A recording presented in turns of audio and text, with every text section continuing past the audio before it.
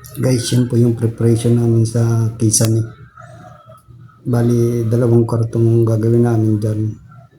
Yung isa plain lang po siya. Tapos yung isang kwarto naman, meron po siyang style na cove light. Yan po. Ginagamitan po namin ng chipping gun yung zipper lens para sa wall.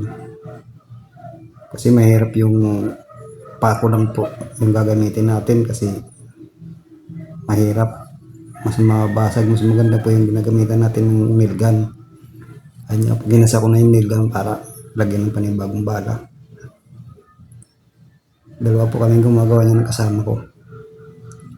Skill din po yung kasama ko na yan. Parang Jeric yan.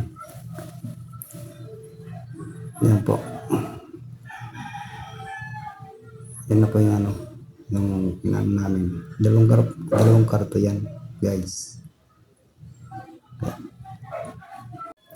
Guys, ayun na po. Nakabit na namin yung isang hardflex para sa ceiling. Dalawa pa kami kaibigan kulin yan. Kasi dalawa lang naman talaga kami yung gumagawa dyan. Ito na po guys yung kinalabasan na ginawa namin. Isa kwartong may cove light. Maganda po ba?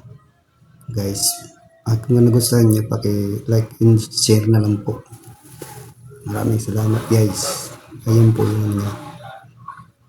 Yan po. Maganda po ba? Pa-share na lang po ng video ko guys. Maraming salamat.